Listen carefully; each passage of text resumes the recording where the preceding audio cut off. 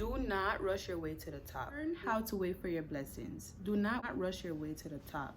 Do not allow the outside noise, the enemy, or anything else to disturb your race or your progress, or maybe a promise that God has given you. If you rush the process or try to cheat your way to the top, did you really go through the process? If God said something, or if God made a promise to you, he will allow it to come to pass, because God is a God that lies not, right?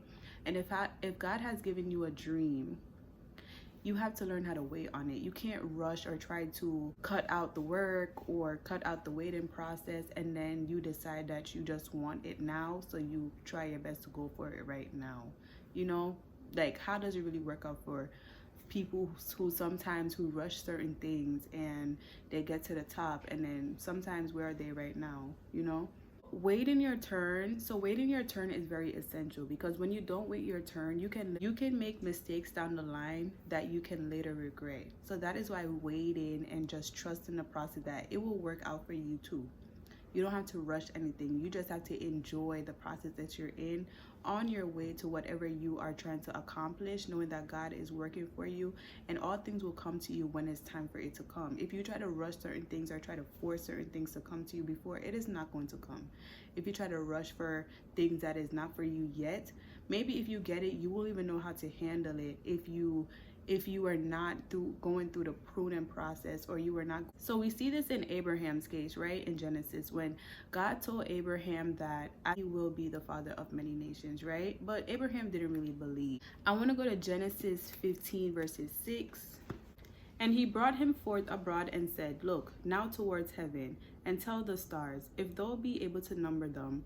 And he said unto him, So shall thy seed be. And he believed in the Lord, and he counted it on to him for righteousness, right? So Abraham believed in God's promise towards him, right? But when we look back now, Genesis 15, but when we look on Genesis 16, verses 3, we see that Sarah and Abraham took matters in their own hand. So Genesis 3 verses 6 says, And Sarah said unto Abraham, Behold now, the Lord had restrained me from bearing. I pray thee, go in unto my maid. It may be that I may obtain children by her. And Abraham hearkened to the voice of Sarah. And Sarah, Abraham's wife, took Hagar her maid, the Egyptian, after Abraham had dwelt 10 years in the land of Canaan, and gave her to her husband Abraham to be his wife. And he went in unto Hagar, and she conceived. And when she saw that she had conceived, her mistress was despised in her eyes. And Sarah said unto Abraham, My wrong be upon thee. I have given my maid into thy bosom. And when she saw that she had conceived, I was despised in her eyes. The Lord judge between me and thee.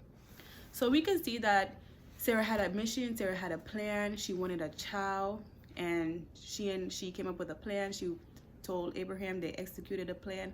But after the plan, it was supposed to be a joyful moment for them, right? Because what they wanted came through. But in the end, instead of it being a joyful moment, it became a really sad sad moment for them.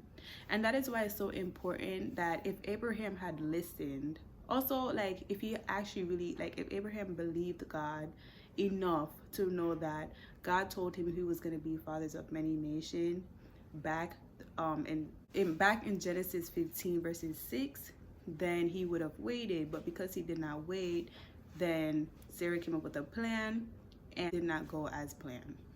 For the reason why I brought up this story is to show that sometimes in life we may come up with our own plans. Even if God told us something, we'll come up with our own plans because we feel like it's probably not going to work for us quickly enough, or it's probably not going to come through, because we're looking like, God, how can this work? So we try our best to add, subtract, multiply. And then when we come up with our own solution, recognize, like, it is not better than God's.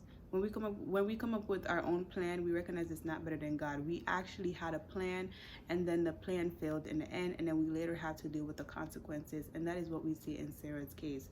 So that is why I said, do not rush, your success. Do not rush something that God has said that he was going to do something for you. Do not rush anything at all. Like, do not try to take matters in your own hand and try to do what you feel like you need to do to get to where you need to be. Or try your best to wait on the Lord. Try your best to be patient. Try your best to hear God the first time and not to make mistakes down the line. I mean, it is hard, but as I said, this channel is for the fact that we are all practicing here, because I've made decisions, you probably have made decisions, and we all have made decisions. So it's a practicing thing. We just have to learn and take these stories from the Bible to apply it to our life, and to learn that, we can benefit from these stories to help us to remember what occurs when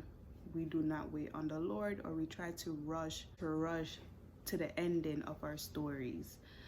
I really hope you guys enjoyed this video and you understand what I'm saying, and I'll see you guys in the next one.